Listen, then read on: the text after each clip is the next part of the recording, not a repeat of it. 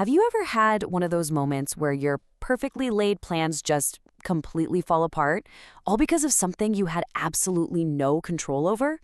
Well, today we're going to dive into a wild story about a canceled party, a very sick king, and a legal showdown that actually changed contract law forever.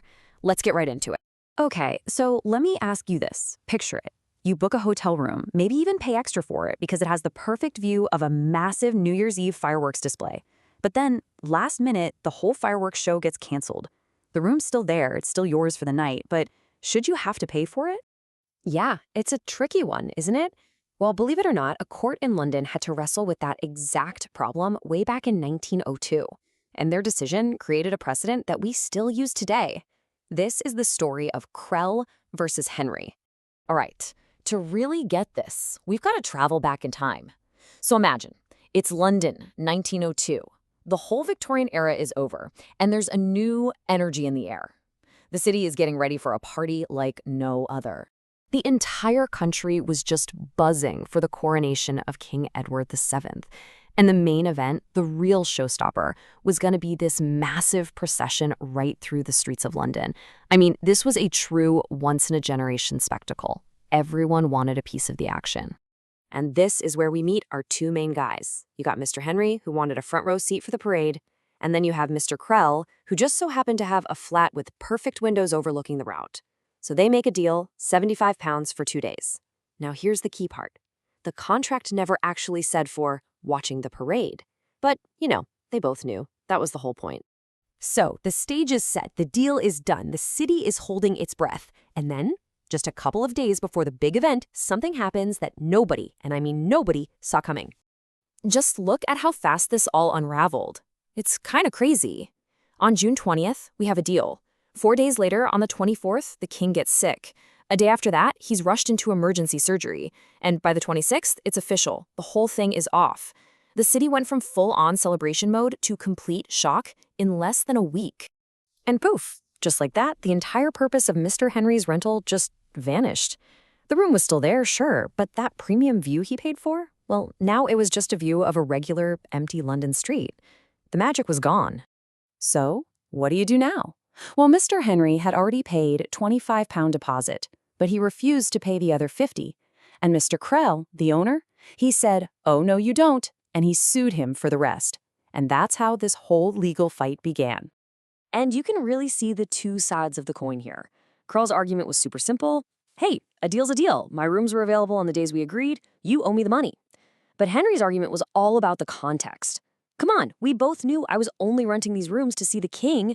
No king, no parade, no deal. This put the court in a really tough position. See, the written contract itself was basic. It listed the rooms, the dates, the price, but it never once mentioned the coronation.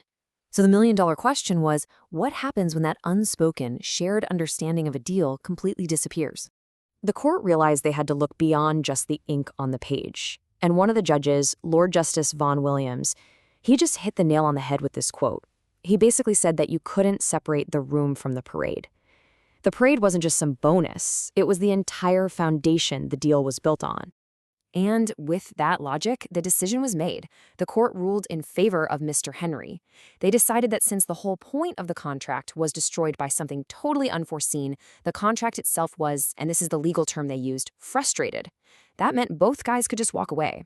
Now, this was a huge deal, way bigger than just one landlord and one tenant. This case pretty much created a powerful legal idea in English law, one that helps us deal with situations just like that fireworks example from the start. And here it is, frustration of purpose. You can kind of think of it like a very specific get-out-of-jail-free card for contracts. It only works when something completely unexpected and fundamental happens that makes the whole point of the deal impossible. It's why you might get your money back for a non-refundable concert ticket if the whole festival gets wiped out by a hurricane.